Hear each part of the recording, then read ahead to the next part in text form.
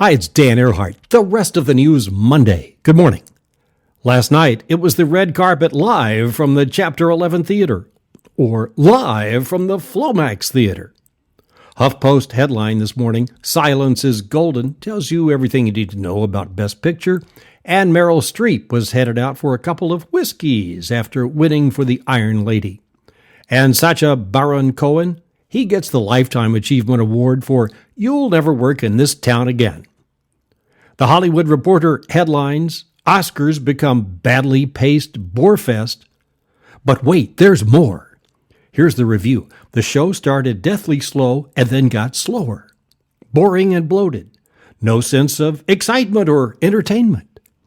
The Washington Post, even more brutal. Headline, Oscars wishful thinking. Said Billy Crystal seemed to be overseeing a cruise ship dinner show before the ship hit a rock. Perhaps that was a not-so-vague reference to the wreck of the Costa Concordia?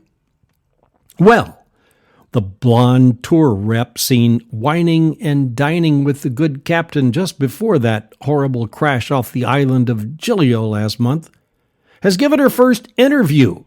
Says, yes, I kissed the Costa Concordia captain. Her luggage was found in Captain Chatino's cabin, and traces of cocaine were found on, but not in, his hair, like maybe somebody just spilled some on him. 25-year-old Dominika Simorton of Moldavia now says they were passionately making out and probably would have ended up in bed, but hadn't yet. The 52-year-old captain is known to have been a bit of a ladies' man and a teetotaler. Everybody said he didn't drink until the night of the disaster, January 13th. When many people report seeing the couple sharing carafes of red wine. 32 souls lost at sea in the tragedy. To stem the tide of red ink, the Greek government is contemplating Pericles' idea from 2,500 years ago.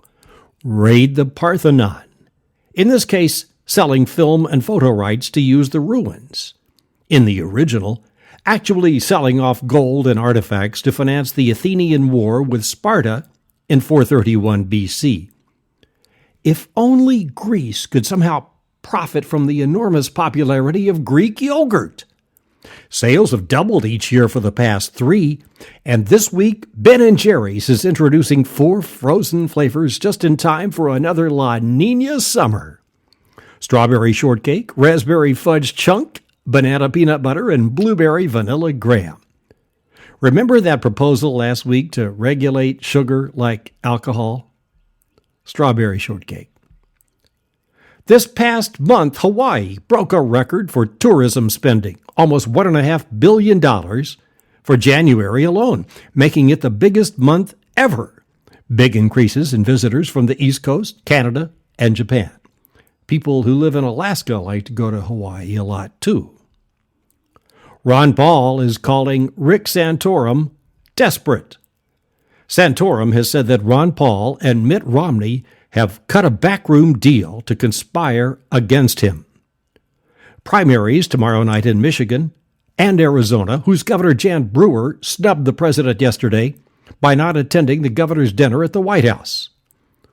The New York Times ran a story Friday headlined, Campaigning Against the Modern World.